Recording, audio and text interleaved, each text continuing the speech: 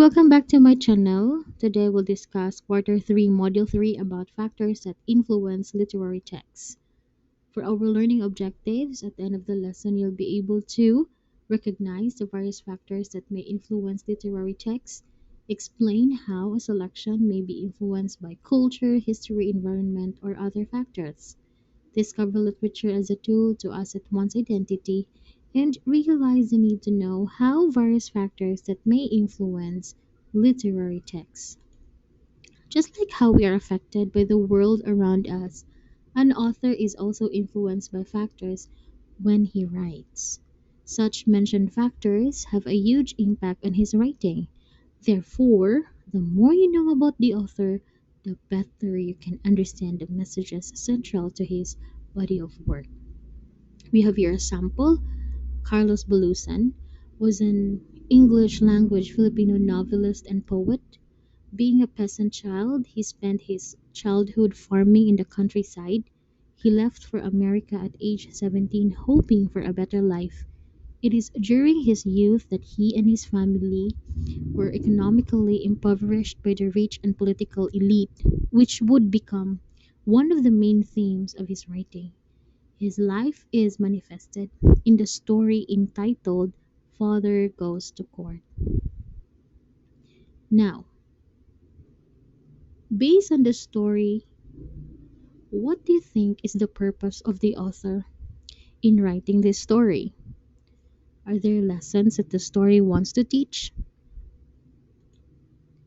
Philippine literature mirrors the influences authors have in relation to their writing, and Carlos Bulusan included these influences or factors in writing.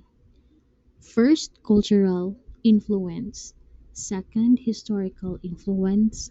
Third, environmental influence. And last, economic influence, where it reflects the values, traditions, and experiences he had as being Filipino.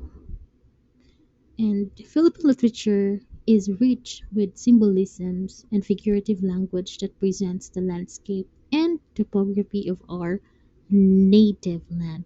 But still, the message is the same: the love of country and people.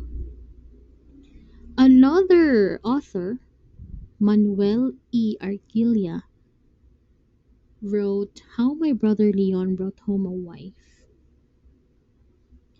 It's this period of apprenticeship where he reflected the characteristics proponent during this period of writing. Like, it follows the pattern of storytelling as practiced by popular American and English writers. There is a strict adherence to the short story as literary form and reflects the Filipinos' customs and traditions, even if it is in borrowed language. And lastly, I Am a Filipino by Carlos P. Romulo.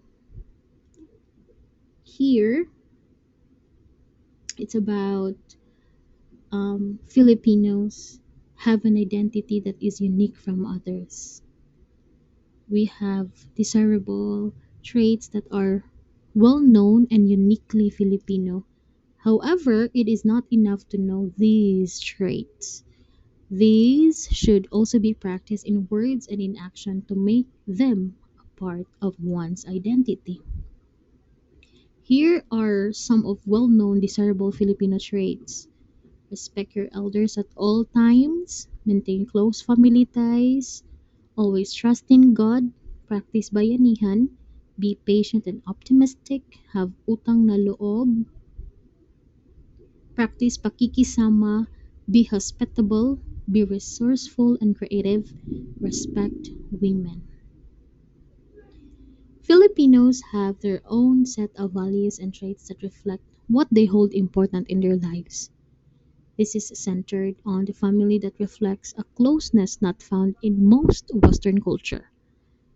This set of values and traits distinctly shows the kinship and ability that Filipinos have in how they conduct relationships in the community. The cheerful disposition of the Filipino that finds humor in any situation is a coping mechanism to survive through struggles. These have made the Filipinos survive and thrive in the years of constant changes, both culturally and politically. These finally created the unique identity that Filipinos are known. Now, let's try to answer this one. Okay, compare the text that you have read, accomplish what is asked in the table. So for our first text, Father Goes to Court, is a short story written by Carlos Bolusan. It is a work of fiction that falls under the genre of humor. Okay, known for narrative and social commentary. And then dominant factors of influence, hmm, social injustice. No, the story is influenced by the social injustices and inequalities prevalent in society, highlighting the struggles of the common people in dealing with a biased legal system. For significant messages, the story delivers powerful message about the flaws and absurdities within the system. Okay, for our second text, How My Brother Leon Brought Home a Wife, a short story by Manuel E. Arquilla. It is a narrative that combines elements of romance and cultural exploration set in rural Philippines. Then, dominant factors of influence, cultural influences, where the narrative is heavily influenced by the cultural norms and traditions of rural Philippines. It explores the clash between urban and rural values. For significant messages of literary texts, okay, cultural understanding. Now, the story conveys a message about the importance of understanding and respecting cultural differences. And last text, I Am a Filipino by Carlos P. Roblo. It is a piece of nonfiction that serves as a declaration of Filipino identity and patriotism. The essay reflects on the Filipinos' heritage, culture, and aspirations. Okay, dominant factors of influence, nationalism, and historical context. So, the essay is deeply influenced by a sense of nationalism and love for the Filipino identity. It emphasizes the importance of recognizing and preserving Filipino culture, heritage, and values. For significant messages, it communicates a significant message of cultural pride and love for one's roots. It encourages Filipinos to embrace their heritage and contribute to the nation's progress while remembering the unique identity. And that's all. To sum it up, Philippine literature mirrors the influences that authors have in relation to their writing. It reflects the values, traditions, and experiences they have as being Filipinos. Thank you so much, and bye bye.